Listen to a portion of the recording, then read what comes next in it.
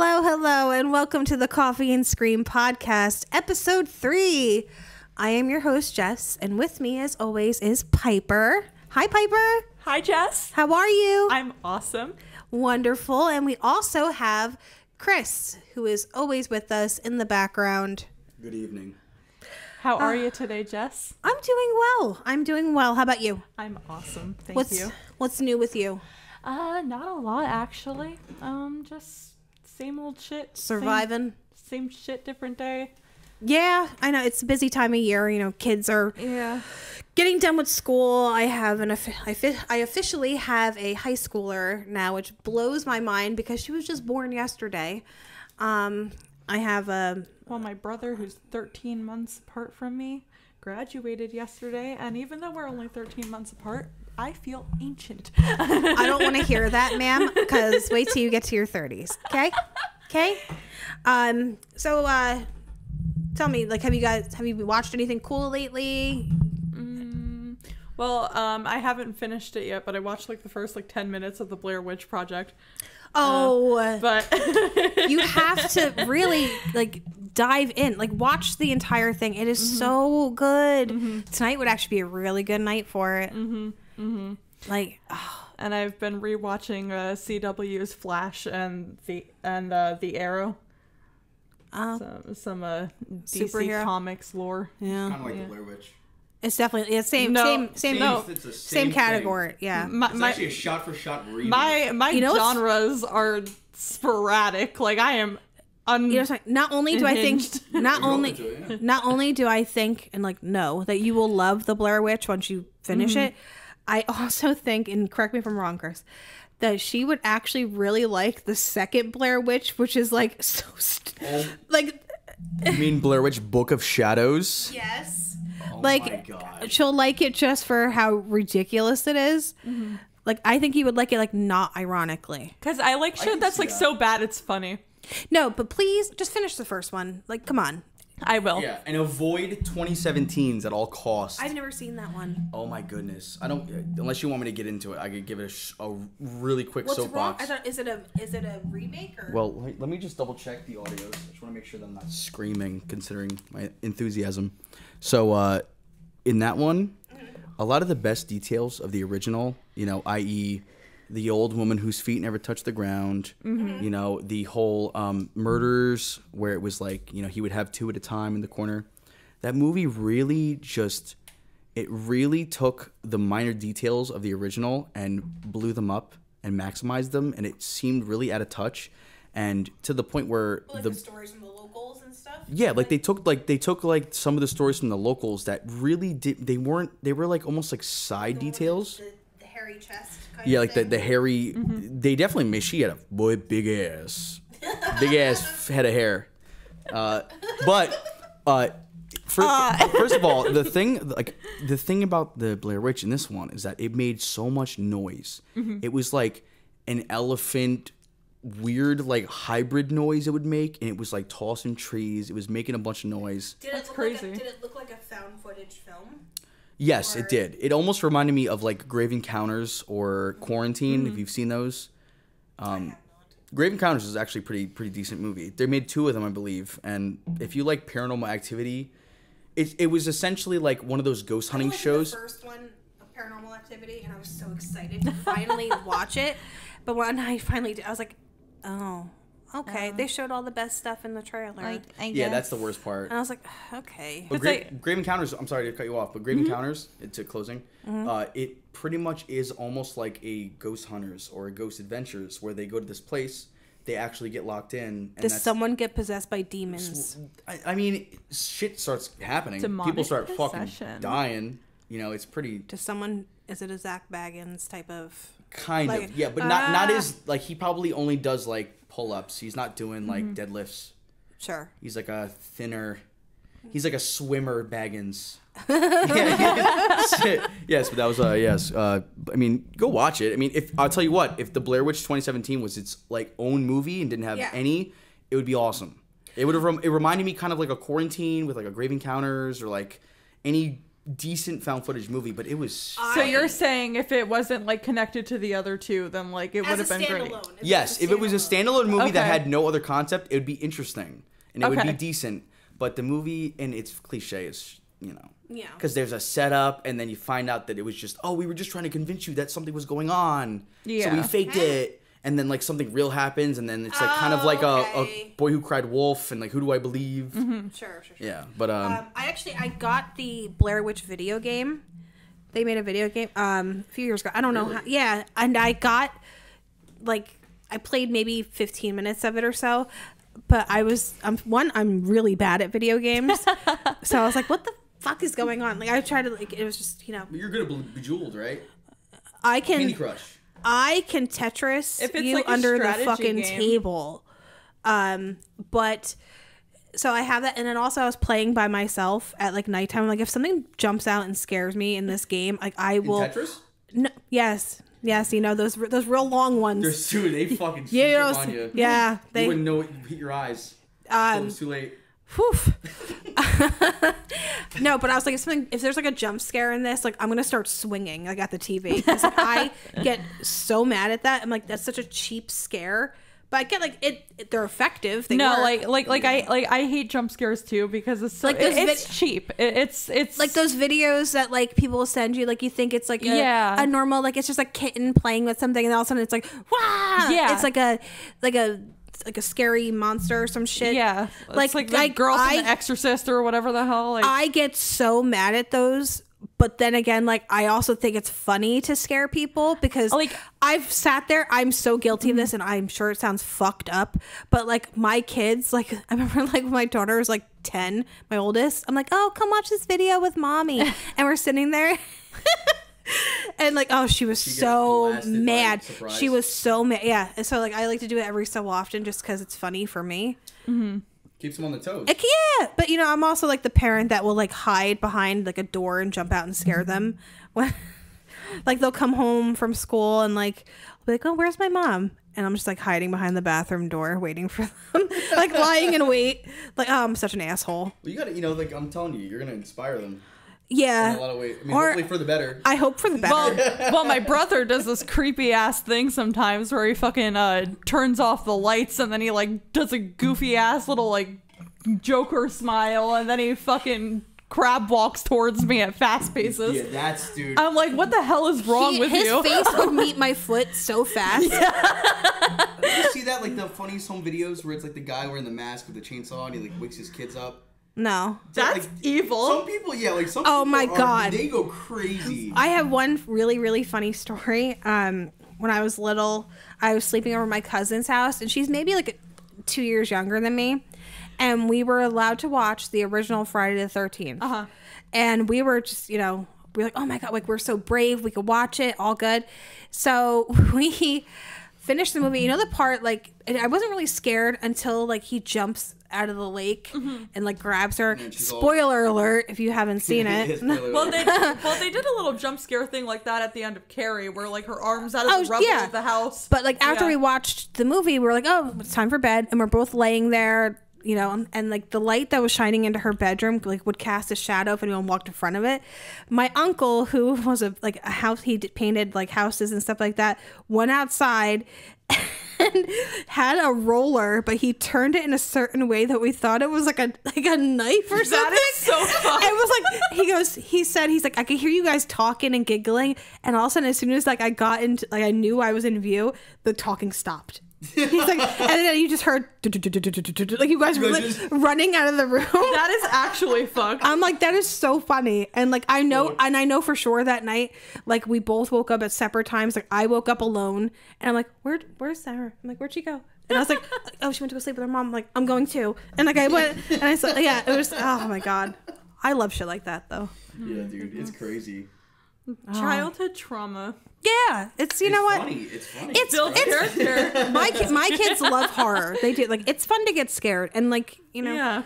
I wish scary movies had that effect on me. Like I feel like I'm kind of like desensitized a little bit. Because that was my whole thing with like that was like my whole thing with like playing horror movies. I'm way too high strung. Like playing horror games as a kid because like the horror games, they have a direct effect on you with all like the scares and everything. So it was just like it was interesting to play it because I was just like, that I'll tell you what, scared. every scariest moment in my life, whether it's a game or one of those videos, it's like I remember that shit. It's not like a. There's a video that I distinctly remember, and it's like a green camera and of like a video of this like rocking chair in this living room going, and then it's like just the rocking chair like going back and forth by itself, no one's sitting in it, and then like maybe 4 seconds into the video, the girl from The Exorcist just like speed crawls up and jump scares you. I think I've seen that. Yeah, I think I've seen that. Yeah, it's scary as shit. Dude. Or the spider. Or like the spider crawl. Like you ever see the spider that like jumps out of shit? Yeah. No thanks. Yeah, dude. It's on my phone. I just lose my mind. Well, the spider one's on TikTok a lot. Yeah, every time I scroll through TikTok, and like I'm definitely on spooky TikTok, like but I'll get to a video, it's like, oh, this like camera footage, like look at this ghost in my house. I almost break my ankle running to the comments because I like want to make sure one, it's not a jump scare. You like to hide in the comments? I do. I hide. In the butt, yeah. Or like, because I don't want to like watch it through my fingers, because I'm a grown woman. Like I gotta like, I don't want to be like. You lost all your fingers. Well. At the factory. Yeah. At the factory. But like, I'm like, oh my god. Like I try to hide in the comments, and I'll wait for people to be like, oh, I saw it in the left corner, or I saw like this. I'm like, okay, it's a legit thing. I'll actually watch it. Or like, it's just like the safeguard for you. Yeah, like so I only see the very top of the screen in case something pops up. Then I'm like, you did not get me. Honestly though, I feel like growing up in like a society where like I had internet access as young as I did. Yeah. Like I'm desensitized to jump scares, so every time I watch a horror movie or something, I feel like I'm gonna be scared, and then it happens, and I'm like, oh, haha. Was it last episode we were talking about the red circle? Yeah. Like, you know how we were talking about every time, like as a kid, if you were perusing YouTube or anything and you saw a red circle, it's time to click. Clickbait. Like that was Clickbait. Like, you know when you would see like it'll be like Bigfoot and it would have a red circle, and I was always like, it would what's be like, no, you're fine. No, it like, wasn't that bad. And it's like the big red text, like, oh my god, real, like not I'm like, is that gone real? wrong, like. But dude, I used to always watch these like ghost videos. I know this isn't a ghost episode. Today's episode, by the way, is murder. What is it? True crime? It's true crime. Oh yeah, True crime. Yep. We'll talk about that in one moment. But I used to watch these videos, and it was like, I forget the website or something. It was like JK Cinema or something. Mm-hmm. Maybe that means just kidding, but it was real to me. And there were some crazy ass. Like the shock Oh videos. my god! Maybe that was her. It was her. It was probably Herm. It was Herman. But they would do like amazing compilations of ghost shit and like weird. There was like this one where it was like this this guy bought a house in like Italy or some shit, and when he moved into the house, there was all these like weird faces that looked like water stains. Oh, the Belmar faces? Have you seen those? Yes. Yeah. Yes, Okay. yes. And then like he tried to paint over it or something or tile over it, and they kept appearing these weird yeah. face like water stains. And then like the house became like a tourist trap, right? I don't know. I haven't read that far. This was like It was when I was in like- high school. I watched that video and I was like, It's like fucking crazy ass shit. No, I'm surprised you know that shit. Like Yeah. we'll have to keep that for another episode. Yeah. Oh, I was a chronically online child. I know all this shit. I don't know, I was like, I came of age during like the rotten.com. Oh, Do you remember that? Rotten.com. So yeah. I'm like, I want to see Marilyn Monroe, in the morgue. I want to see some guy get run over by a cement truck. There's this Let's go. Like, let's. There's this YouTuber Why called not? Wang that I watch, and I watch Wang. Yes. Oh, we'll talk about him later. Yes. He's a friend of mine. And like he has like all like the stories from like rotten.com and like the shock videos from like back in the day. Do you remember E-Bombs World? Yeah. All I remember about E-Bombs World was just one video where this girl, I don't know if it was for like a dating show or something, and they're all in like a hot tub, and she goes, "Is this gonna take long?" And like next thing you know, she fucking shits. Like she shits in the hot tub. she Everyone does. Gets out, and they're like, "Oh my god!" There's like also the she water's just like covered her bubbles face. up brown, and it's just like I don't know. Okay. Oh, I don't know how that That's- popped. That was. I felt so bad for her. Of course. But I was like, oh my god! But also, it's like. But I was more like, oh. Like Yeah. Paulie. Like Yeah, I you played Paulie gotta. when I watched it, and I was like, this. Oh. I'm glad I'm not in that hot tub. God, That like what? God, that like it's time to drain it. Yeah. that like guy that died because he like got fucked by a horse or something. You miss her hand. Yeah. Dude, E-Bombs World? Yeah, that was like the treasure trove. Of, Yeah. like, all the fucked up stuff. Yeah. Literally. Now there's like what, like 4chan. Yeah. 4chan. 4chaners. Which, like, I won't click on anything on there because I'm so afraid it's like a... Well, 4chan has a paranormal board and everything. Like, it's called the X board, I think. Yeah. Okay.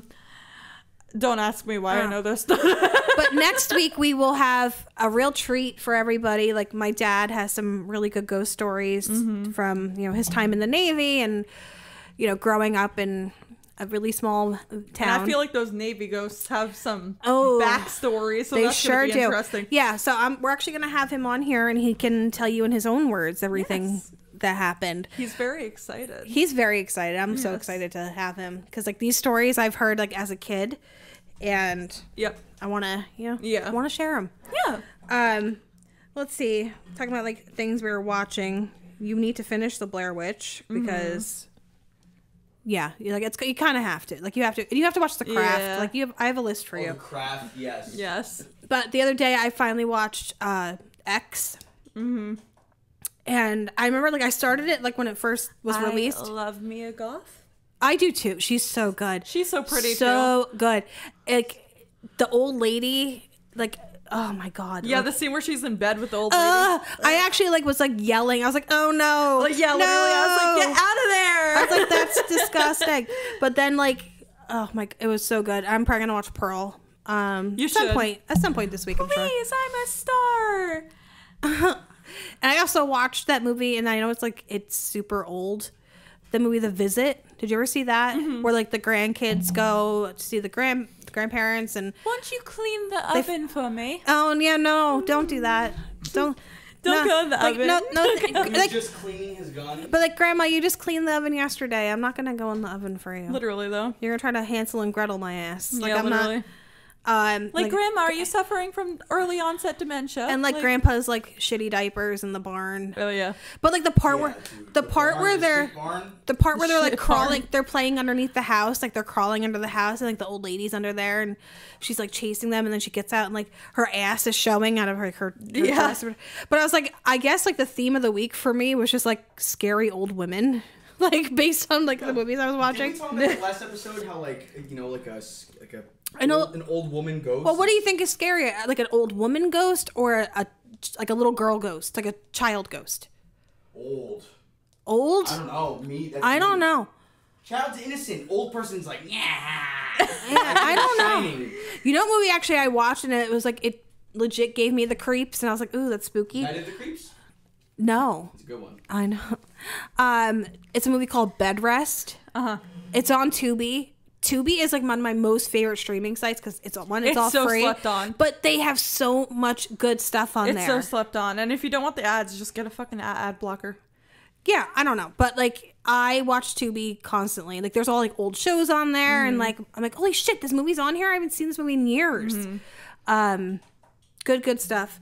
And have you watched any, like, true crime documentaries or anything lately? No, actually. Oh, I did actually listen to a podcast today while I was researching my case on the Barbie and Ken killers. Yeah, heavy case, but that should probably be a full episode just on them. Yes, but they did some fucked up things, Oh my God. and one of their victims was the girl's little sister, which is fucked up in its own right, but yeah. I finished The Curious Case of Natalia Grace. It's a story about, like, you know, the adopted girl and and she was like the adult, right? That's what they say. Yeah. The parents say that. Allegedly. They had her, like, re-aged to saying she was 22 years old. But, like, when you look at this girl, like, I've heard this story before, but I never saw pictures of her. I have no idea why they said that she was, like, older. Because, like, when you see her today, she is so much more grown than she was then. She does look so much fucking different than the pictures maybe they have. she wasn't 6 years old when they got her, but she maybe, like, she definitely was not 22. Right. And didn't Like, they get her from, like, an orphanage? How good is the orphanage keeping up the fucking records? Like, for real? Yeah. I think she, like, maybe she might not have been 6. Maybe she was only 10. Yeah. Like, I do not think that she was an adult, and Right. And the adopted father definitely gave me the ick. There was something about him. I'm like, because the main piece of evidence they had was apparently when they were like taking her to like go get a bath. They saw the first night they had her, like the adopted mother was giving her a bath, and she like screamed for like the adopted dad.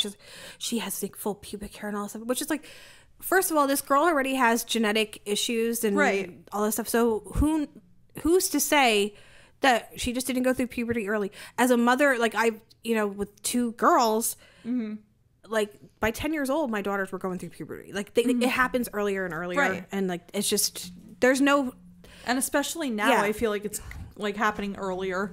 Yeah, like there's no normal time. There's no timeline that's like set in stone. Like this is what it's happens. not like it's not a woman's body waits until. Oh, you're 14? Okay, we're going. Like, it's not a clock. Right. It happens when it does. Yeah. So definitely check that out if you haven't. I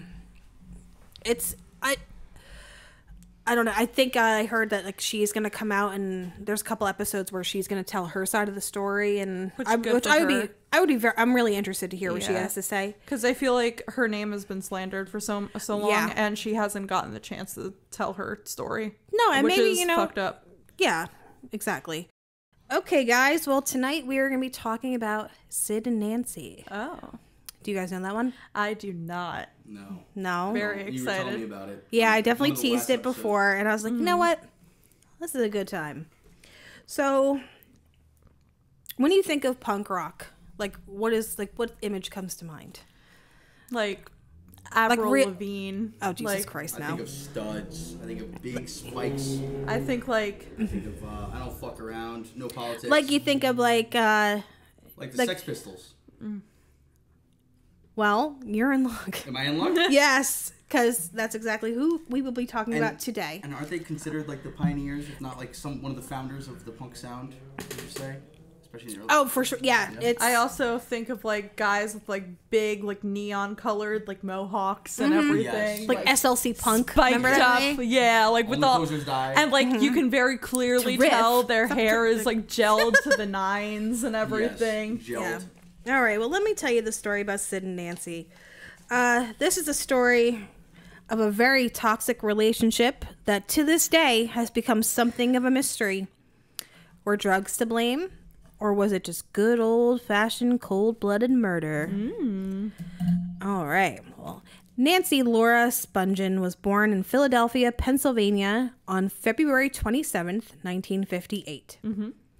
Now, right from the start, she was seen as a troubled girl. Her birth was very traumatic. She lost oxygen due to her umbilical cord being wrapped around her neck and nearly killed her. Oh, that sucks. Yeah, she was in the hospital for like a bunch of weeks, like after her birth and all that. Like NICU shit. Yeah. Yeah. When she was 3 months old, her pediatrician prescribed her with a liquid barbiturate due to her constantly screaming. Oh. Which nowadays I'm like, I wonder if like she had colic or something. Like I don't. As a baby. Yeah. It's like an internal monologue in my head. Yeah. Barbiturate? Yes. Sounds barbaric. It was definitely not good. Not good. And it's just a barb. Yeah. Yes. Nancy was raised in a middle-class Jewish family in Lower Moreland Township, which is a suburb of Philadelphia. She did very well with her academics. I just burped. Whoops. I don't care. Shut up. But she didn't do very well socially during her elementary school years. She had very little friends, and she had 2 younger siblings, Susan and David. She was very loving towards David, but she often lashed out violently towards her sister. Which I feel like is normal, because I feel like sisters always butt heads. Yeah. Like I have an older sister, and we would always butt heads. She would like violently attack her sister. But that's not normal. Yeah, no. And by the age of 15, she was diagnosed as having schizophrenia. She moved to New York City at the age of 17. After, she tried college. She actually went to the University of Boulder, like Colorado. Yeah. And That's where John Benet Ramsey's from, right? Yes. Yes. So she actually got caught like 5 months into like her college career. She got caught with pot, which pot sounds like such an old term, like marijuana. Pot. This it was some serious shit, right? Well, back then, yeah, this is so she actually her dad had to go there to get her out of trouble, and she was banned from Colorado, like the entire state. Which is like bananas now because they were like the first ones to like legalize, like, yeah, go ahead, have weed here. I don't care. Could you? Banned at a Walgreens Like, I don't care if you're gonna do it, just do it in the house. Like, exactly. Like, and isn't the whole thing in Colorado like the mile higher or whatever? Piper's gonna join that. Yeah. Oh boy. I would sure hope not. Oh, God. Well, while in New York City, she supported herself by working in clothing stores. She did the occasional sex work and by being an amateur music journalist. She's very well known in the New York City punk scene. She was a groupie, which I kind of have a little bit of problem with that term, like groupie, because it's just like you know the movie, but like you know that movie like Almost Famous, like no, we're here for the music and like.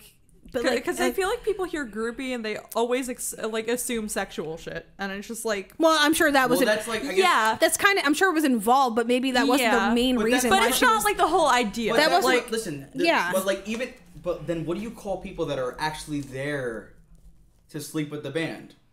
That's why they're called groupies. Like, you don't have to just say, "Oh, I'm a music lover." Therefore, I'm a groupie. You can be like, I'm just a music lover, and those are groupies. I say we rip the Band-Aid off and just call them sluts. That's fair. No.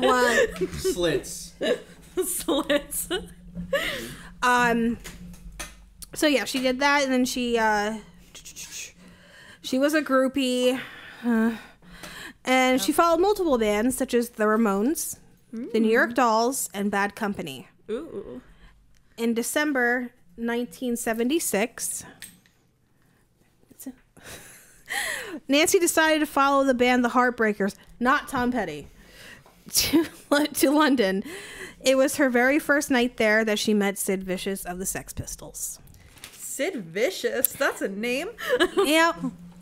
Well, let's see. Sid Vicious was born John Simon Ritchie on May 10th, 1957. That's a way boring name. Yeah, well, you know. Shortly after his birth, his father, John, a guardsman at Buckingham Palace, he abandoned his wife and newborn son. Mm-hmm. And without any financial support and trying to provide for herself and her baby, Sid's mother, Anne, sold marijuana to pay the bills. By the time Sid was 16, his mother was heavily addicted to heroin and opiates, and she was so consumed with her addiction that she had no idea her son was enrolled into a vocational school trying to get his GCE, or GED, as known in the States. Mm-hmm. When Sid was 16, Anne kicked him out of their home after he confessed to a counselor that he was torturing and killing cats. What the fuck, bro? Like, no. Who are you? Yeah, I can... Yeah, and like, where's the line draw between punk rock and Dahmer? Yeah, and then he was also, he admitted to being suicidal. So his mom's like, you know what? Get out. That's a little sad, though. Well, the suicidal thing, it's like, maybe you should cling to your kid a little bit more then. But like the killing cats thing, I'd be like, no. But then I feel like just send them to like a mental facility where they're going to get the fucking help that they need. Yeah. Was it around back then? Maybe more so. I mean, not more so, but like asylums existed, right? At the very least. Yeah. Oh, yeah. But it was very frowned upon, especially for men at that time to go. Female hysteria. Oh, yeah. All right, so, fuck. Sid met John Lydon in 1973. Lydon would soon be known to the world as Johnny Rotten, lead singer of the Sex Pistols. Ooh. After working his way through the London punk scene and working with multiple bands, Sid officially became the bass player for the Sex Pistols after their former bass player, Glenn Matlock, was kicked out of the band for, quote-unquote, because he liked the Beatles. Are you serious? I swear to God. Why'd you get kicked out of the band? And like he has like, it's like after like, yeah, he said, he's like, no, we just weren't getting along and all this stuff. But like the reason they gave is like, he likes the Beatles. He's That's out. funny though. That is funny. Funny. That's funny. It's like the you can't come over to my house because you're not cool and you don't play Fortnite. Yeah. I love Fortnite. So it's been said that Johnny Rotten and Matlock had a ton of differences, and that Sid was such a super fan of the Sex Pistols that they figured, he should just step in and, become part of the band. And he was often encouraged to be drunk and chaotic. When Sid and Nancy met, she actually had her sights set on Johnny Rotten. Really? She procured drugs and worked as the topless dancer to make herself useful amongst the London punk scene. Nancy Spungen quickly turned her attention to Sid, and the two became inseparable. Mm-hmm. This caused many problems amongst the band, as they didn't like Nancy. Yoko? Yeah. Nancy was known to be violent and verbally abusive as well as aggressive. Then there were times when they were so codependent that she would cut Sid's meat for him. Is that a euphemism? No. Like, she would literally cut his meat like he's a toddler and... Sorry. Stop it. Jesus. Johnny Rotten's wife, Nora, said that Sid also was physically abusive towards Nancy.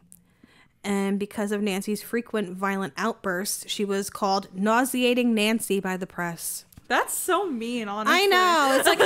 punk rock. I mean, what was the vocalist's name? Johnny Rotten? Yeah, Johnny Rotten. But, like, yeah. His teeth were gone. No, he was just... Yeah, if... I've seen, like, clips of, like, Sid and Nancy, and, like, there's actually a movie. And, yeah, I could see that getting... Like they were just toxic. A little tiresome to be around. A little taxing. Some couples, man, they're just insane. Like, yeah. Maybe the chemistry is there, but they're also at the detriment of everyone else. Yeah, so... And also the whole, like, her cutting, like, his lunch meat and everything for him. I'm just like... Like, cutting up his, like steak. Like, I could never... Here comes the airplane. Like, I could never live in a relationship like that. I'm like, I do not want to be mom 2.0. I want to be your girlfriend. I want to be your wife. That, like, no. Do you think she liked it? Or do you think no, I think maybe he was just, like, he was, like, before the Sex Pistols and all this stuff, like, he was very shy and quiet, and, so maybe he liked having someone in charge. Power maybe a little bit, yeah. Probably who knows? It offered him Yeah, but also, like, his mom, who knows, like, how she really was with him. Yeah. Like, growing up. Like, maybe she didn't give him... Yeah, definitely not. He found someone else. His meat was all cut up. Yeah, good. Sounds bad. Yeah. All right. Well, in January 1978, the Sex Pistols broke up after a tumultuous 2-week tour in the U.S. Not too long after the breakup of the Sex Pistols, Sid was hospitalized, and he fell into a coma because of a combination of diazepam, methadone, and alcohol. And the doctor told him if he did not stop drinking, he would be dead within the year. After Sid's recovery, Nancy decided to get back at Sid by cutting her wrists before he returned to their hotel room while in Paris. That's not... No. Yeah, no. No, you shouldn't do that. No. Definitely not. He just got home. He got home and they went to Paris to, like... They were making a mockumentary, actually, about the Sex Pistols. And was he still in the Sex Pistols? No. Okay.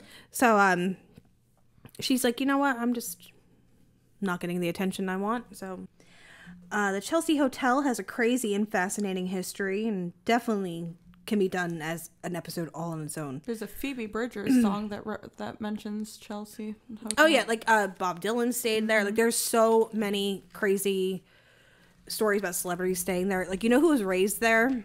Raised? Raised. It a hotel? It's like a hotel, but like there's a lot of permanent residents that like live there full time. You know Gabby Hoffman?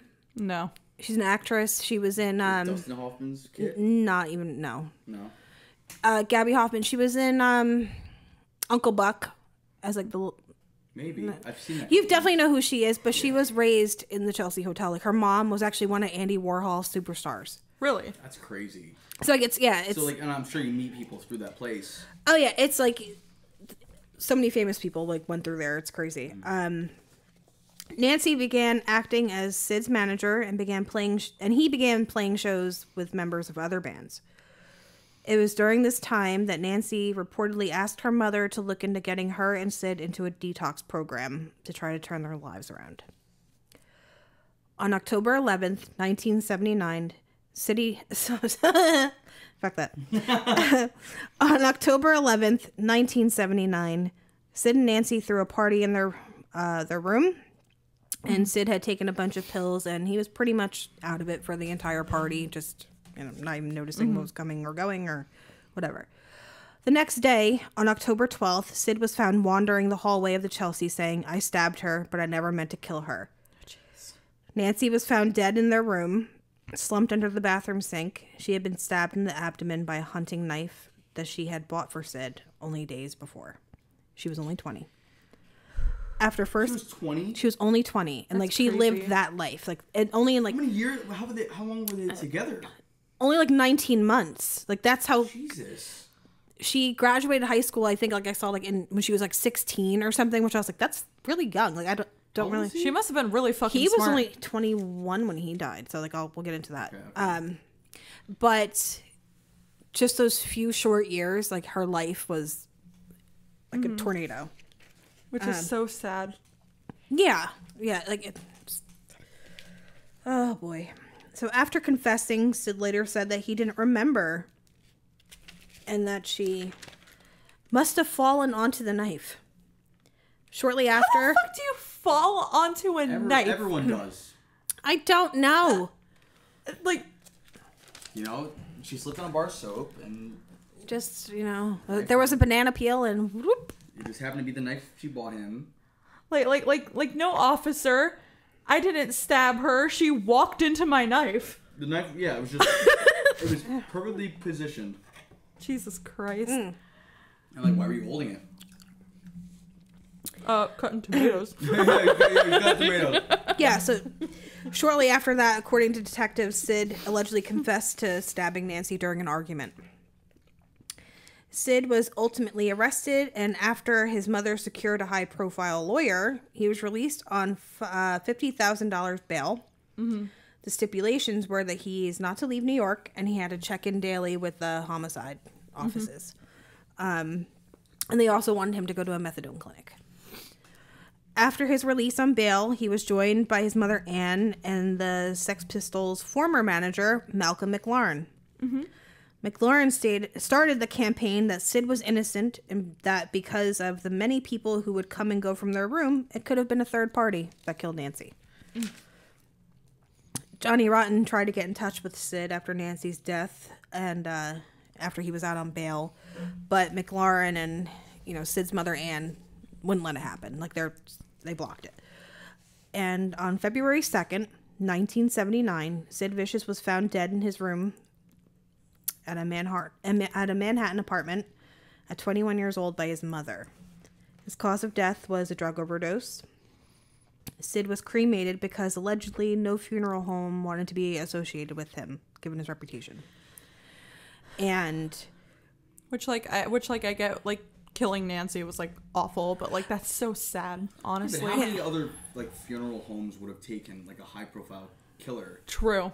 Like I understand like the rationale behind that, but it's kind of like some of those same places probably would have jumped at someone who was all over the news constantly. Well, it's like the rumor. Like, who knows if that's actually true? Yeah. Mm-hmm. And rumor has it that before her death in 1996, his mother, Anne, said that she was responsible for Sid's death, that she knowingly and perhaps intentionally injected him with a lethal dose of heroin. The mother? His mother. That's fucked. Because when someone is, like, off of heroin, like, they're, in jail or what have you, no matter what, like, their tolerance goes down. Mm-hmm. So once you're, like, you do it again, you think, I can handle the same amount because I've done this before. But no, that's... Why would she have done it? Did she feel like she would feel better if she administered his drug? His mom was, like, would inject him with heroin and stuff. Like, they did drugs together, him and his mother. So... And did she see jail time or no? No.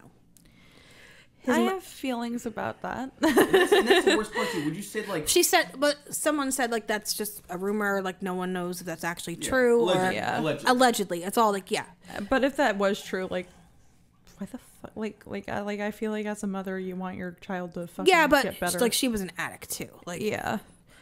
And his mother Anne is also said to have started this suicide pact story. What? Yeah. Apparently, Sid and Nancy said they would take their own lives if something ever happened to the other. Like, that was a huge rumor. Like a Romeo and Juliet type deal? Kind of, yeah. The first time I ever heard about Sid and Nancy, I think I was in middle school. And someone was like, oh, well, they had a suicide pact, and he killed her, and he was supposed to do it to himself, but he chickened out and all stuff. And it's not really accurate at all. It just makes a more, like, sexy story, like, I guess. romanticizing it. Yeah, like being like, oh, star-crossed lovers. Like, no. Ew. Like Leo and Rose. What was his name in Titanic? Jack and Rose. Jack and Rose. Jack and Rose. Romeo and Juliet. Yes. Simon and Simon and Garfunkel. Yes. Carla. Garfunkel and Oates. Carla and Daniel. Billy and Stu. Okay. We're gonna. Yeah, people are gonna be mad about that one. Whatever. No, yeah. You don't know what we're talking about. Mind your business. God. Yeah, I was gonna say they probably don't even know. You don't know. So actually, Sid's mother Anne did eventually die of a heroin overdose too, like years later. Nancy's mother stated that when he was last hospitalized, she received a handwritten letter from Sid saying, "We always knew that we would go to the same place when we died.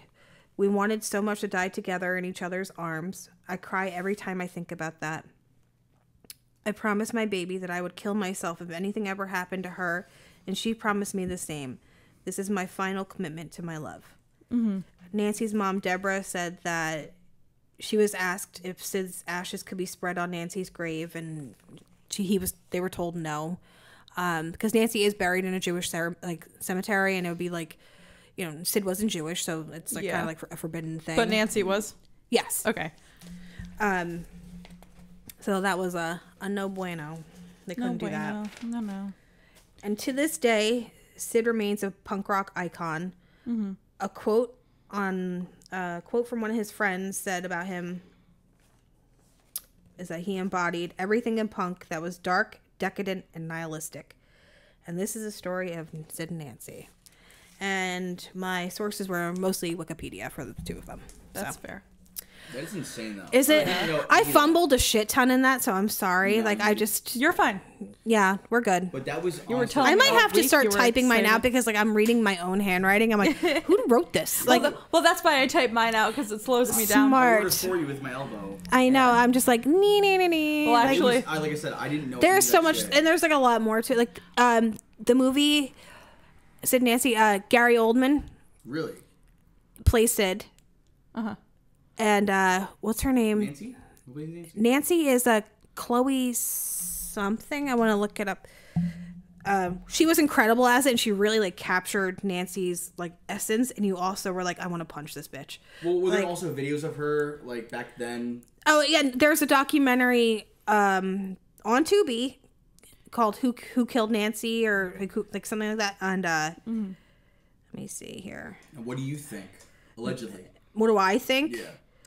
I think maybe they were arguing, and he just, I can't. Did he have a history of violence aside from just? Oh yeah, they both did. Well, yeah, but not. Chloe Webb. That's who plays Nancy Sponge. Who? Chloe Webb. Chloe Webb.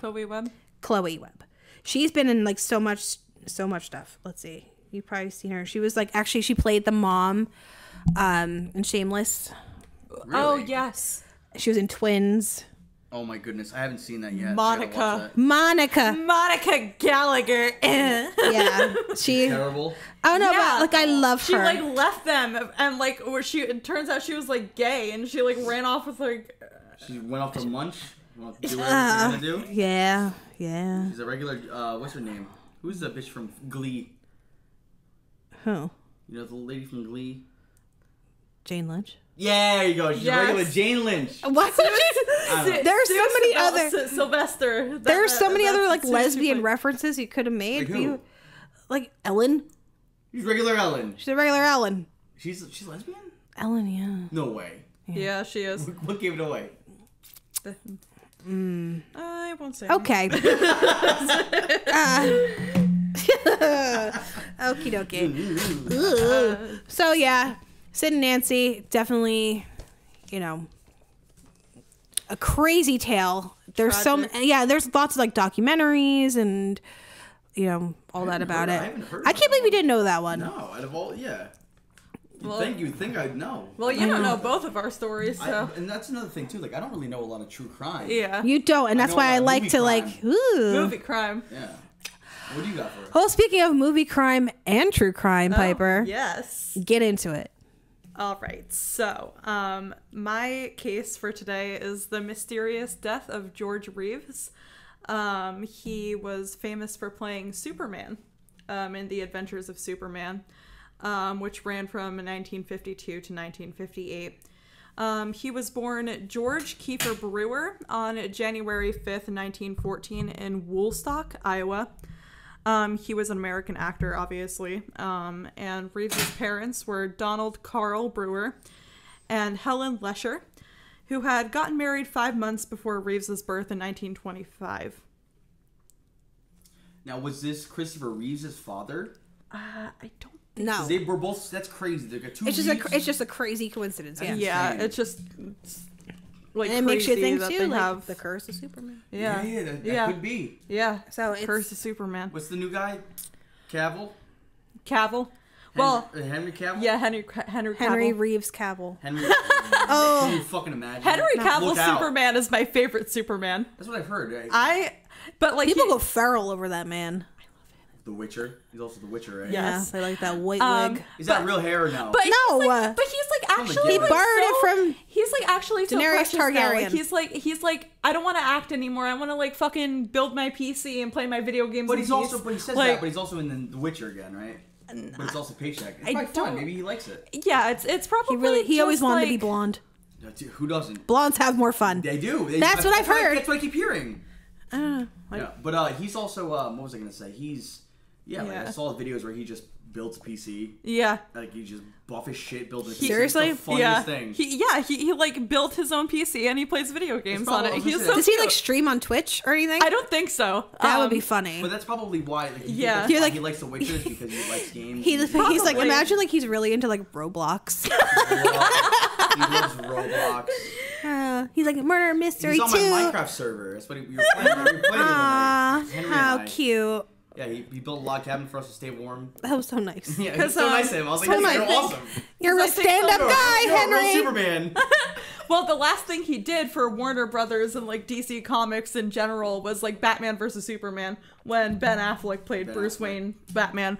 And I think that was like the, if I'm recalling correctly, a DC superfan brain rot moment. Probably the last one he's played, right? Last Superman. Yeah, last Superman, and he said he's not going to reprise the role.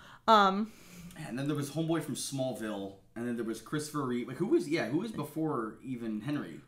Was it Christopher? I think it was Christopher, if I'm recalling correctly. Yeah. No, there was another one, Brandon something. Yeah.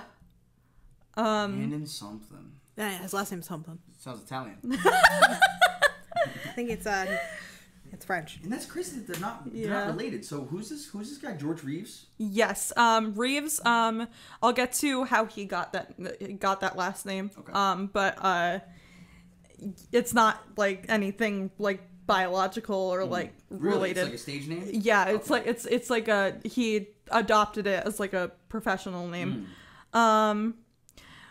With his, their marriage was short-lived, however, Donald and Helen's, and they separated sometime after Reeves was born. With his mother, Reeves moved to Ashland, Kentucky, to stay with his family, and then they made another move to Helen's hometown of Galesburg, Illinois. Later, Helen moved with her sister in California. The Wikipedia article says that they are from German descent. I don't know if that's anything important, but Interesting. yeah. There, Helen met Frank Joseph Besselo, and they married in 1927, according to the federal census. Reeves reportedly never saw his real father, Donald, again. In 1927, Besselo had adopted Reeves when he was 13 years old. This changed Reeves's name to George Besselo. The marriage between Frank and Helen lasted 15 years before they separated while George was visiting relatives. When he came back, Helen told George that Frank had committed suicide while he was gone. This was a lie, however. Frank Besselo had passed away on March 4th, 1944 at 51 years old when George was well settled into his acting career. I don't know why his mother lied about that, probably to just like shelter him from the trauma of his adoptive father separating from him. But there was no like surefire explanation. It wasn't like nothing about him being an alcoholic. No. Or being No. anything crazy like that, right? No. At Pasadena Junior College, Reeves continued his love for acting and singing from high school, and on top of this, continued to perform. When Reeves was studying at the Pasadena Playhouse, he met his wife, Eleonora, which I think is such a pretty name. I think I went to high school with girl. Eleonora Needles, who was the great-great-granddaughter of John Robinson. John Robinson founded the Robinson Circus. George and Eleonora married on September 22nd, 1940 in San Gabriel, California at the Church of Our Savior. Together they shared no children and divorced in 1950. In 1939, Reeves's film career started and he was cast as Stuart Tarleton in Gone with the Wind. Reeves returned to the Playhouse after the filming for Gone with the Wind concluded, and he was given the lead role in the play Poncho. Scoring this role put him in contact with the famous Warner Brothers, and this is also when Reeves changed his stage name to George Reeves. And by what was this year? By this time, would you say like 1930, 1940? 1939. 1939? Was when he started filming for Gone with the Wind. Oh, he was in Gone with the Wind? Yes. Really? He was Stuart Tarleton. Was it Shirley, Darling? I Don't Give a Damn? But actually, fun fact. It Dances with Wolves. Frankly, my dear. Frankly. But fun fact, he's actually miscredited in the credits as Brent Tarleton. Miscredit? Yeah. I love those. Like movie flubs and miscredits. Yeah. They were like, they like fucked up in the credits and put him down for the wrong character. I love that. No royalties for you. Nope, you're done. They were like, fuck you. Here he starred in 2 real short subjects and appeared in many B pictures. 2 of these included future U.S. President Ronald Reagan and 3 with James Cagney. Though his career was still slow-moving and these films did nothing to advance Reeves's career, and this in turn led him to dissolve his contract with the Warners. And this was done mutually, like both of them consented to this contract getting dissolved. After he left work with the Warner Brothers, he starred in many films and shows, moving from studio to studio as well. In 1942, he starred in a film called So Proudly We Hail, which was a war drama for Paramount Pictures. His role was Lieutenant John Summers, and his co-star was Claudette Colbert. This film and his role inspired Reeves to put his acting career on hold, and he joined the U.S. Army during this pause. In 1943, he was drafted and assigned to the Air Force. He starred in the Air Force's Broadway show, Winged Victory. This was a long run, followed by a national tour and a movie being made. This transferred Reeves to the Air Force's first motion picture unit, where he aided in the making of training films. Now, wasn't Elvis also in... Wasn't he drafted as well? I think so. That must have pissed him off. Yeah. He's like, I'm fucking Elvis. Are you kidding me? I gotta go do this? It's like, imagine giving Elvis jury duty. Yeah. But I feel like Reeves like enjoyed it though, because he got like into like the acting that like the Honestly, Air Force had. Like to be a better actor, you kind of have to go through some shit to mirror it. Right. But when the war ended, Reeves returned to Hollywood after being honorably discharged from the U.S. Air Force. But Hollywood was unlike it was before he left. Most studios were either slowing down work or they had shut down completely. Despite this, however, Reeves fortunately still found work. Unfortunately, though, acting jobs were paying less and less, and therefore Reeves was stuck with his low-budget films and underground projects. He took a second job digging cesspools to make ends meet, which kind of fucking sucks. Yeah. Like, that sucks. Everything is compared to a cesspool. But you're working at a literal cesspool. Like, he fucking dug that cesspool. shit. Yeah. Like, Jesus. Yeah. Like, imagine being like, yeah, I kind of fell from grace. How do you go on a date? Like, what are you talking about? How do you tell her what you do? Yeah, like, what do you do? Dig cesspool? Work in a fucking cesspool. It's like, it's not you mean an actual cesspool. So unfortunate. Despite the struggles in the acting world, though, Reeves was able to avoid typecasting, which is good for him, honestly, because a lot of actors struggle with getting typecasted. He does eventually meet the typecasting fate, though. During this time as well, his divorce with his wife Eleonora was finalized in 1950, and he moved to New York City a year before that. He starred in live TV shows and radio there before he moved back to Hollywood in 1951 for a role in Rancho Notorious. Western? I believe so. It was a Fritz film. I can't remember the last name of the director, but his first name was Fritz. In 1953, Reeves played a minor character in From Here to Eternity. This film won an Academy Award for Best Picture, making this Reeves's second Best Picture film. And this was later. This was like after he was working the cesspool. Yeah. So he got back into Hollywood, which is like he had like ups and downs, definitely. In June of 1951, Reeves was offered the role of Superman in the television show Adventures of Superman. He initially was reluctant to take the role because, like most actors of his time, he believed television was less than and unimportant, and he also feared that few people would see his work because of this. Despite this, though, he took the role and his legacy as Superman began. His first appearance as Superman began with Superman and the Mole Men, and filming and production for it began in the summer of 1951, and this spanned over 13 weeks. The release of this show pushed Reeves into the limelight, and he quickly became a role model and an inspiration for young fans. He took this new responsibility seriously, and I think this is so cute. He even quit smoking because he had like young fans, and he didn't want to be like known as this like thug that smoked, right? Yeah, which is so cute. Imagine a thug Superman. Yeah, that's fucking badass. He was reserved when it came to his personal life, especially with his affair with Toni Mannix, who was the wife of Eddie Mannix. Eddie Mannix was the general manager for MGM. Oh, gee. Ooh. Yeah, he went after the big man's wife. Come on. And I'll get Superman, though. She's probably yeah, super nose. Yeah. Sniffing out. Superman. But it's like, it's Superman. Like, honey, it's Superman. Like, yeah, you're MGM. He's fucking Superman. You're MGM. He's from Krypton. Clark You're from Kent. Idaho. Yeah. I want the Man of Steel. Yeah. Exactly. Who doesn't? I'm considering it. What, he's Steel? Come on.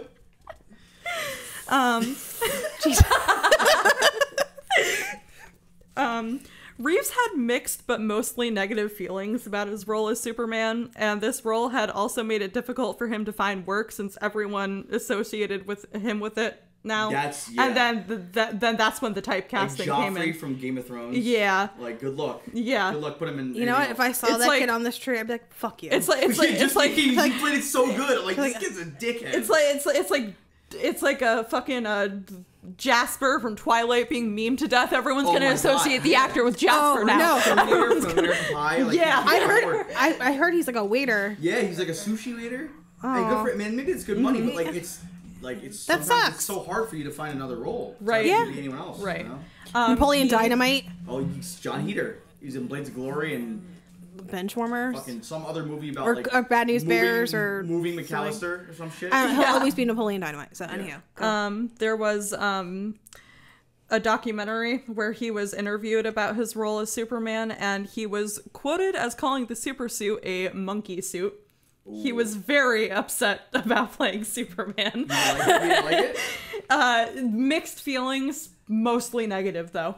But he was very upset about it, mostly. Think about it, from the ground floor, Superman, if no one knew who Superman was, like, at first you'd be like, what is this? What am I doing? Right. Yeah. With the help of Toni Mannix, he worked tirelessly to bring awareness, to raise money, and to fight this illness called myasthenia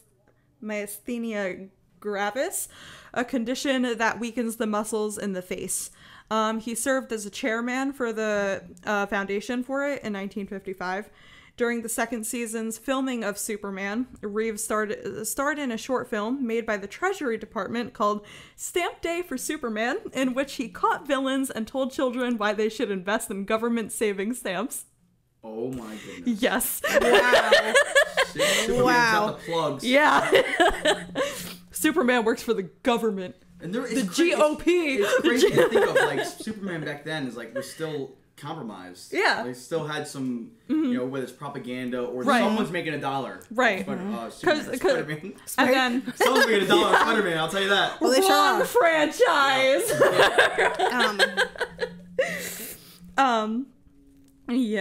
So after 2 seasons of Superman, Reeves grew tired of the role and was upset with the salary he was earning.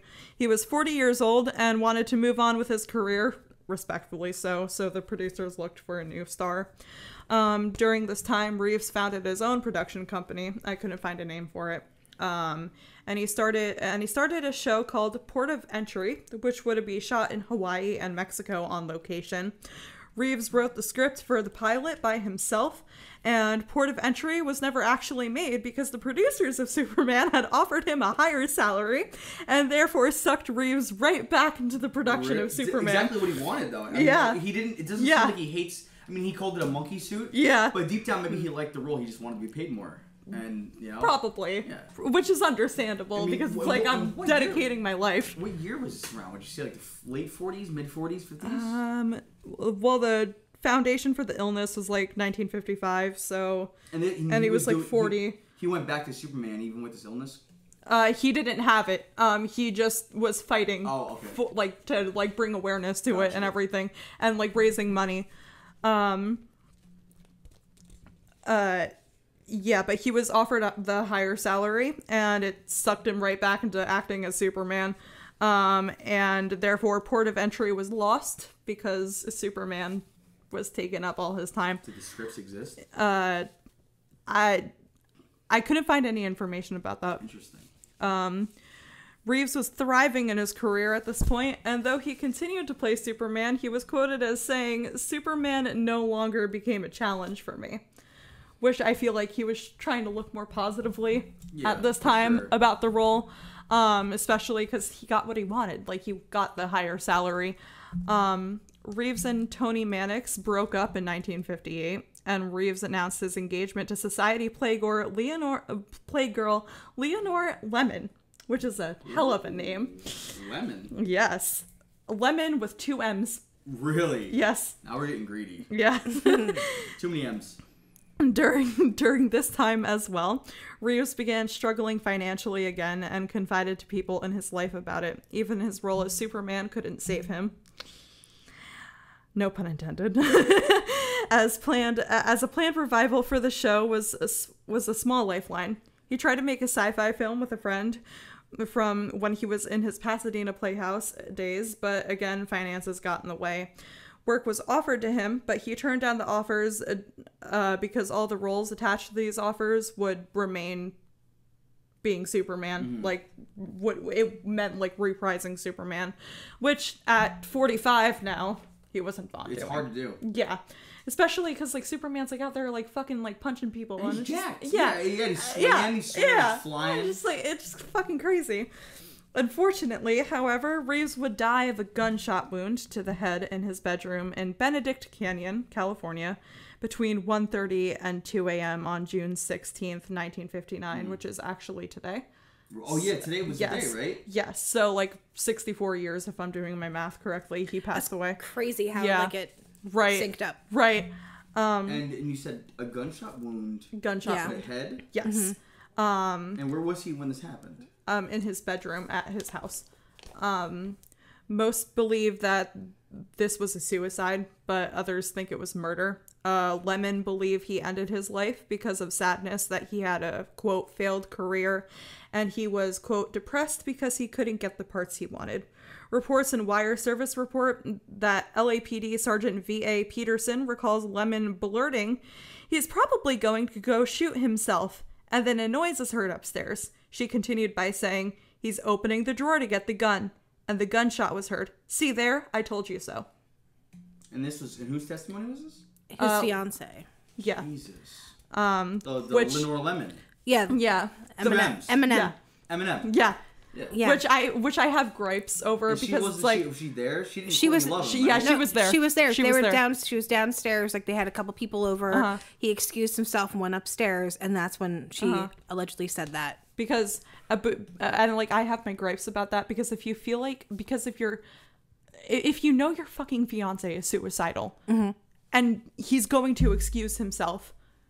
Like, I feel like me morally, I would be like, please don't like do anything rash. Like, are you okay on your own? Like, if or like they had like a very like combative relationship. Right. And she's like kind of like egging him on a little bit, kind of just like, oh, there he goes. He's gonna go upstairs. Yeah. What if he made a joke and no one laughed? He's like, well, I don't know. Excuse me, and he just excused himself and goes upstairs, and she's like, like the joke was fine, honey. Like a little reaction. Let me go check on him. Oh. Jesus Christ. That's fucked. Sorry. The official story given by Lemon was that she was in the living room with party guests at the time of the shooting, but Fred Crane, a friend who Reeves made while filming Gone with the Wind, said that no, she was either inside or within the proximity to Reeves's bedroom. These statements by Crane are marked as hearsay, however. Two friends, Bill Bliss and Millicent Trent, recall that while Bliss was having a drink, Lemon came downstairs and yelled, "Tell them," probably the police, "tell them I was down here. Tell them I was down here." And this is from one of the party goers? Mm-hmm. And that's what I'm saying, too. It's like, would you really... Like, is that it? Because I've never considered killing someone, so I've never thought of, like, would it be good to have witnesses around? Probably. Like, almost like if he has a history of suicide and all this stuff, and he's, like, a huge pain in her ass, for her to have a dinner party, pop him, and then come downstairs and pretty much be like, oh my God, this just happened. Like, that seems, it's almost like a huge bluff to make. Because it's to literally bring everyone around and then have this happen, and now you're... This teenage kid, his name was Tyler Hadley, he killed his parents, and like, the day after, he had like a whole fucking party at his house while his parents were dead. But did he use the party to cover himself, or did he just throw it because... No. He's like, oh, like he killed his parents to have the party because his parents were strict. People saw like some weird like dark liquid, like things, and were like, what the heck? It was blood. Yeah. His parents were dead in the car. So, no, I'm making pulled pork. Eventually, I think one of his friends or something, like showed them the bodies, and they're like, "Oh, dude, no." Yeah, and there's like a last picture with that friend, because like the friend was like, "Dude, like if you're gonna go to jail, I want a last picture with my best friend." So and that could have been the same rationale behind the party. And then this friend walked out and called Crime Stoppers, and then that's how it was brought to police attention. Yeah, Christ, dude. It's just so fucking crazy. It's like that Keanu Reeves movie, what is it, The River's Edge? River's Edge? Yeah. He's like, you guys want to see a body? I can show you a body. Yeah. And it's like his girlfriend. And they're like, dude, what the fuck? I thought this was going to be like a Stand By Me. Yeah. Kind of just, some guy. Like, you know, some random guy. Ray Bauer. You know this lady? Yeah. Like, yeah, that movie was... Yeah. Ray Bauer. That's out. Fucking long-time listener crazy. of Coffee and Scream podcast. Sure is. Yes. Long-time listener. Yes. Yeah. Yes. About however he's been laying there. He's probably still there. He wasn't that decomposed, so he looks fresh. Yeah, you know, I'd say a week. He's probably no, but I don't know. As a child, that's horrified me. Yeah. That's probably why I printed his picture and hung it all over the office. It's nostalgic. Yeah. You have it in the bathroom door too. I try to do jump scares with his face. I look at him. No, like I think I was like gone for like a couple of days when you did that, and then I came back and I used the bathroom for the first time, and I was just like, oh, hi, Stand By Me, kid. Yeah.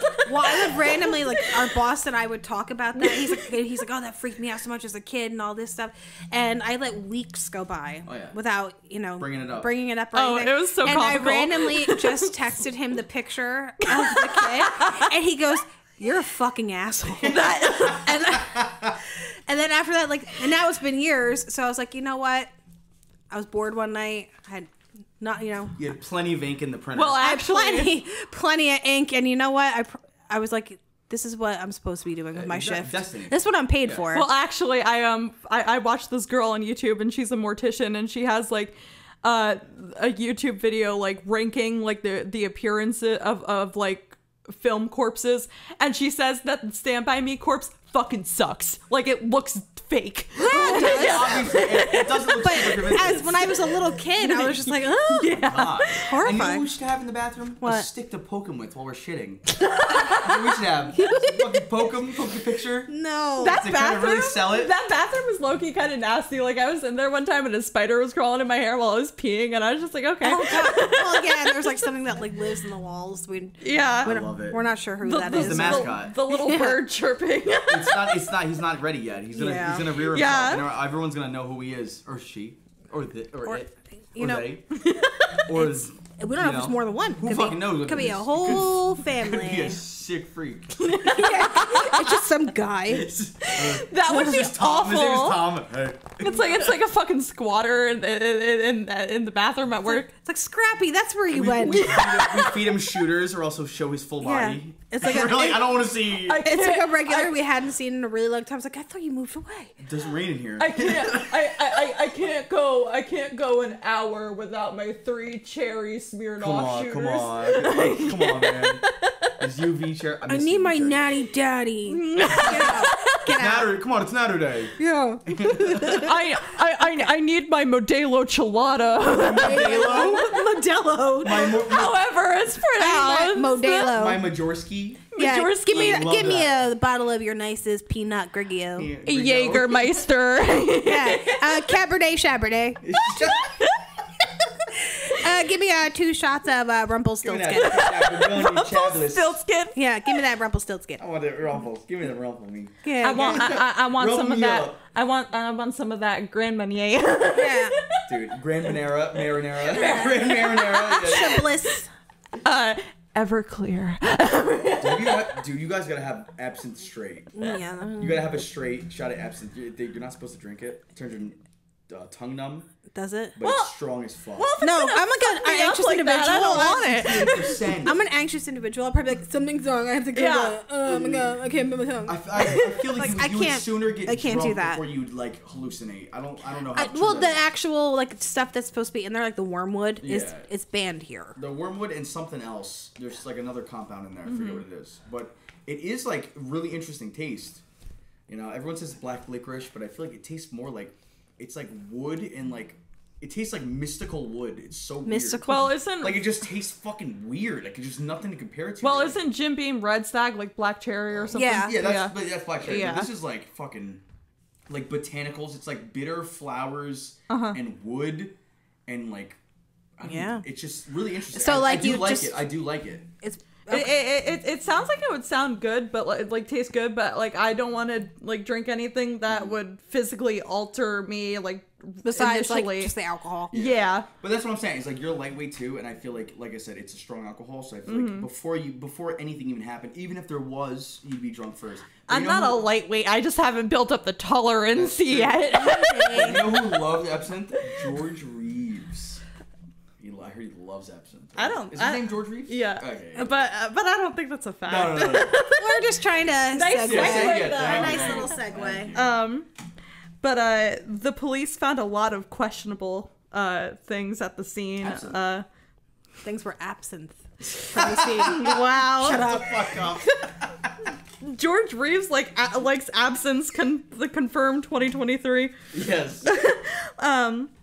But the police found a lot of questionable things at the scene, like the fact that there were no fingerprints on the gun, nor were there any gunpowder residue on Reeves's hands. And some of my sources say that this could have just maybe not have been looked for, as back in 1959 that really wasn't looked at yet in homicide cases, like muzzle because flash, like even when you have like a point blank when you shoot yourself, usually there's like muzzle burn on the temple or wherever you point it, because even back in the 70s, like they weren't like, we're not going to test any of the DNA, but we're going to swab it and keep it away for safekeeping.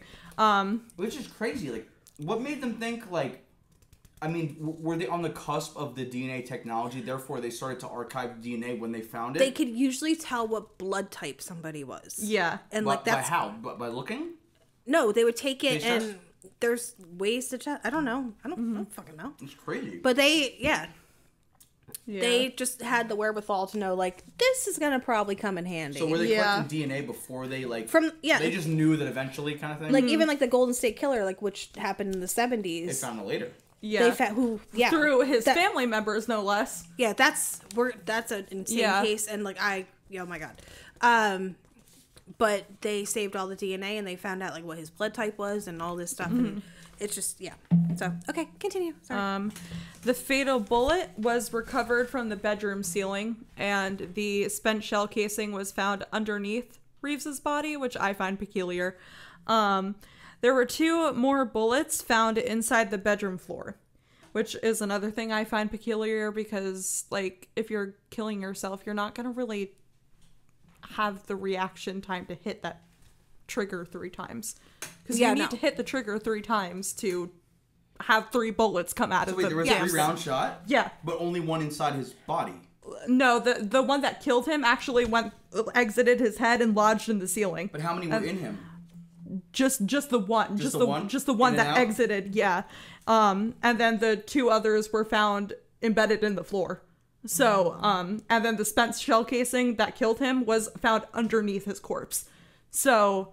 Like he was rolled over, perhaps, or something? Probably. Like someone intentionally placed it there. Is that common where they just fire a couple in the air before they do it? Just like, no. Does this work? No. Wouldn't that scare you? Like, wouldn't you think that would... Especially, like, holy shit. Especially the witnesses that were at the party downstairs, they only recalled hearing 1 gunshot go off. So... Yeah, and this woman supposedly, came down the stairs and said, everyone, this is what happened. Yeah. So it's like, if you were innocent and you happened to go upstairs and find his body, it's like, dude, just if you didn't do it, you didn't do it. Right. Right? Mm-hmm. Right. Yeah, and despite all witness testimony that there was only 1 shot that rang out, all 3 bullets were from the gun that was at the crime scene. The one at Reeves' feet, which was also peculiar. What was also peculiar is that there was no sign of forced entry or any other physical evidence that there was a second person present, which I feel incriminates Lemon even more, because like there is going to be no forced entry because he knows her, that's his fiance. Yeah, they're having a party, so all these doors are going to be locked, right? I don't think those doors were going to be locked. Yeah, it was a party. It was like a party, so it's like he would probably be in and out. It's a party in the middle of fucking Los Angeles, California, just in the 50s, no less. It's gonna be like, come on in, let's go. There were even though all of these unanswered questions are on the table, it was inevitably ruled as a suicide in the coroner's report, and this was based on the witness reports, physical evidence, and the autopsy report. I'm listening.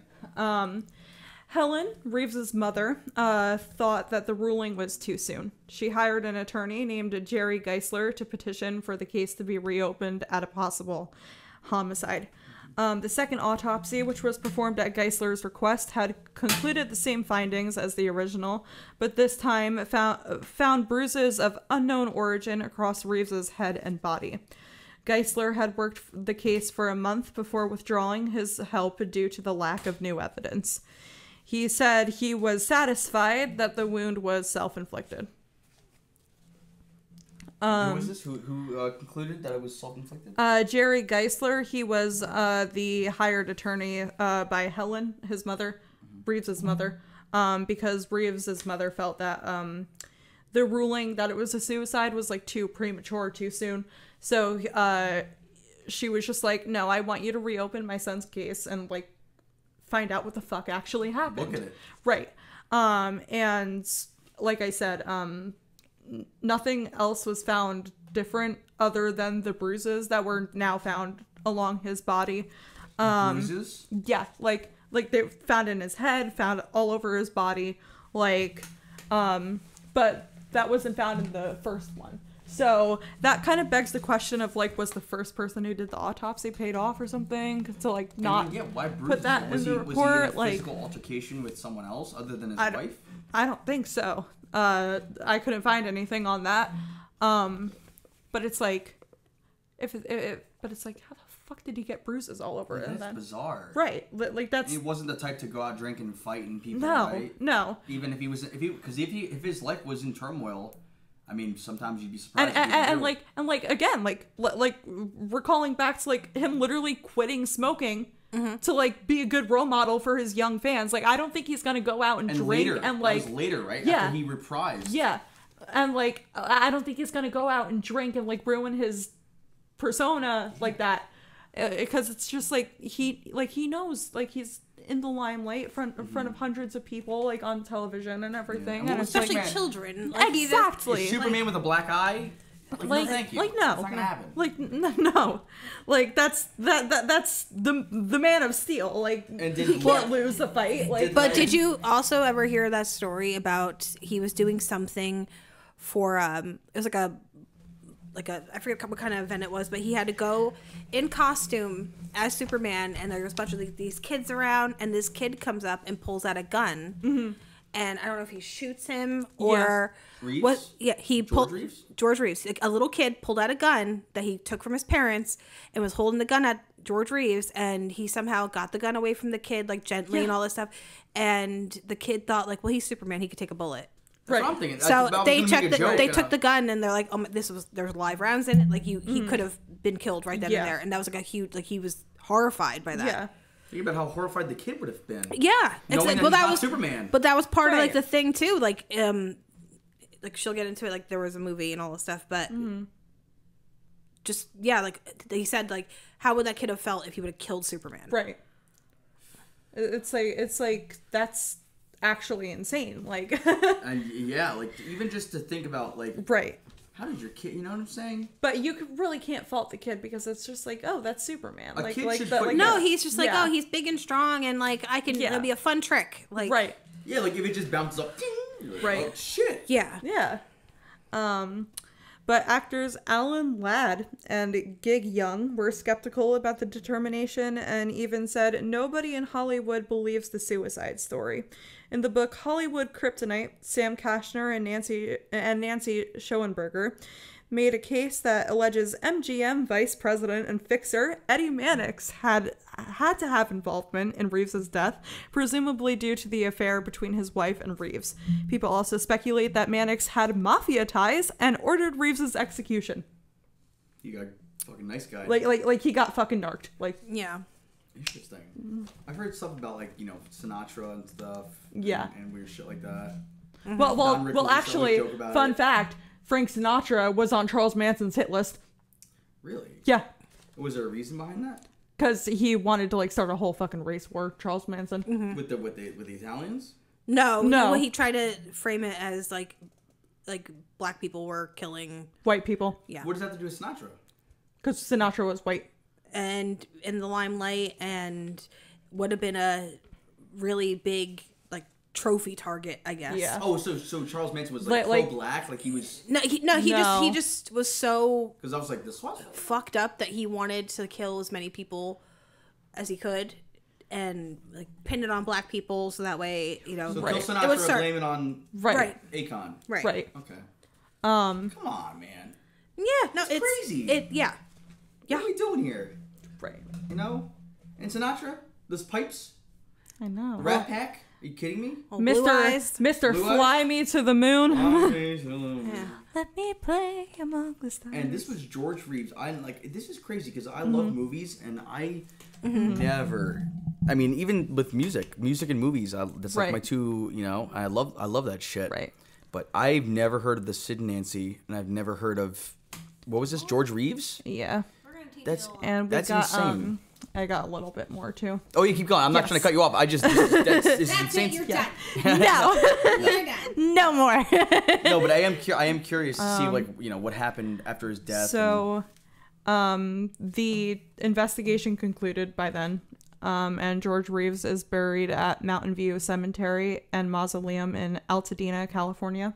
In 1960, he earned a star on Hollywood's Walk of Fame for his contributions and career. In 1985, DC Comics commemorated Reeves as an honoree in a piece for their 50th anniversary entitled 50 Who Made DC Great. Reeves' friends called him a Southern gentleman, despite his Iowa origins, and the sign on his dressing room door read, "Honest George, the people's friend." During a publicity trip in the South while he was alive, Reeves was made into a Kentucky colonel, like Colonel Sanders. My favorite colonel. Yeah, and the sign on his door was changed to "Honest George," also known as Colonel Reeves. A photo of a smiling Reeves and the sign appears in Gary Grossman's book about the show. Which I feel really personalizes him because it shows that he was nice and like a sweet person and just had a lot of trouble in life. Yeah, dude. And sometimes you don't see, like, the seeds you plant, right, to sound cliche, like sometimes you're not meant to see them, right? And especially like, you just kind of have to you have to plant the seed, right, and then you die, and then you just I guess, and especially because he was reserved about his around. life, because like that just shows that he just wanted to like not make it about him. He just wanted to make people like smile and laugh with the shit he did, and it's just like he just didn't want to like make it about him. He wasn't in it for the fame. He was in it for money. Making people money like, too. No, yeah. Obviously money, because at the end of the day, everyone's doing what they do for money. Of course, but it didn't seem like everything you read did not seem like he was just like trying to be some playboy. He seemed like very selfless to me. To stop smoking. Yeah, right. Like just for like the little kids that watched him be Superman on the TV and in the 50s. Like the guy want little Johnny picking up a pack of Luckies. Like, come on, man. Right. Pack of Winstons. Yeah. Freaking Marlboros. I know doctors recommended them back then. It's pregnant women. Oh yeah. You see that? Yeah, probably. I don't want to talk about that. Different time. Reeves is memorialized by Ben Affleck in the 2006 film Hollywoodland, a film that explores the mystique of Reeves' death. And in June of 2021, BuzzFeed Unsolved released a YouTube video covering the case, which coincidentally is one of my sources. Shout out to Shane and Ryan. I love you, and I love your new series with all the Watcher stuff you're doing. I love you guys. If you're watching, probably not, but I love you. They watch. Hell yeah, let's go. We say that because, we don't listen. We don't want to go. We don't want to outshine them. No, we're trying to be a little humble. Yeah, we're trying to, yeah. And my sources are Unsolved.com's article for George Reeves, the Daily Beast article for George Reeves and his death, the Real Reviews article for George Reeves, the Wikipedia article for George Reeves, and of course the BuzzFeed Unsolved YouTube video covering the case. And you said Tomorrowland? Is that the movie? Hollywoodland. Hollywoodland. That's about George Reeves? Tomorrowland is in Disney. I thought, no, is that just about him, or is it like about a bunch of people like that? Just about it's him. just about him. Yes. Interesting. Yeah. And who does Ben Affleck play George Reeves? Yes. Yes. Adrian Brody plays a detective. Really? Yes. He's got a big schnoz. You don't say. Yeah. Well. I think you know. Have you seen Splice? No. I have not. Oh my goodness! All right. No, Hollywoodland. They'll know what I'm talking about. It's good. You should definitely watch that. It's crazy. Is it about his life, let's say, or is it about? It's mostly about like his career as Superman, his affair with Mannix, his engagement and all that with Lemon. Lululemon. Lemon. Liz Lemon from 30 Rock. I've never watched that. It's pretty funny. Yeah. I've heard good things. Speaking of Lululemon, there was a murder inside a Lululemon store in Bethesda, Maryland. Yes, really? Recently? Brutal fucking case. It was back in like the 2010s, right? So very recent, actually. Yeah. And it's never. Has it been solved? It was solved. Wasn't okay. It turned out to be the other girl that worked there. Was it after hours? Yeah. You guys want to do a quick thing on that, or you guys want to save that for another time? We'll save it for another day. Because I'm like, holy shit, Lululemon. Well, there's been so many murders that's happened in retail stores. We could do an episode on that. What about JCPenney's? Wasn't there something at? I think so. And then there was a Toys R Us murder too. Like one of the managers for Toys R Us got fucking narked. Go into like restaurant murders, like Burger Chef murders. Yeah. There's the McDonald's massacre. Oh yeah. What? Yeah. There was a guy who like literally went into a McDonald's in California, I think it was, and he fucking shot up a McDonald's. Burger Chef He was murders, just like these young kids are working. The yogurt shop murders. the Waffle House murders. Waffle House is fucking notorious. Okay, well, that's a whole stories we could do. There's definitely a ton more of celebrities, their weird deaths and all that Natalie stuff. Wood. Natalie Wood. All of the like. Yeah. Yeah, there's a... Judith Barcy, God rest her soul. Oh, that poor baby. I know. Dude, I don't know any of these Is guys. Andy Kaufman still alive? We'll get into it. We'll talk about it all. Yes. Whew, that was a lot. Yes. A lot of information to... Yes. But we thank you so much for joining us tonight. And also, don't forget to hop onto Twitch every Tuesday night at 8 o'clock for Wonder Time Theater, starring our favorite boy, Chris. Thank you. Your show is awesome. We love you. We love you. We love you. If there was like a Wonder Time Theater super fan shirt, I would be fucking rocking that you shit should have all seen the day. chat. Yeah. Rob Kotowski fan in the chat. I was dying. I don't know who was. I was dying. That gives me a great idea, actually. I'm going to start... You're full of great ideas. Thank you. Look at this show. It's because I have a big brain. That's why my head's so big. Also, It's don't huge. be... Yeah. She's got your shit. It's not just a lot of hair. It's It's it's a scalp. It's a lot of free real estate. Scalp. I got a 5 head. Yeah. Everything else. No, you That's don't. why I got bangs. Shut up. Yes, but you All guys right. did great. So anyway, thank you so much for joining us. We look forward to talking with you next week. We got a big treat. Gonna talk some ghost stories again. And stay safe. Lock your doors. And have a great night. Don't forget to follow us on Instagram too. And watch the first episode on YouTube. Yes. Okay. All right. Bye. God. Bye-bye. Go. Leave me alone.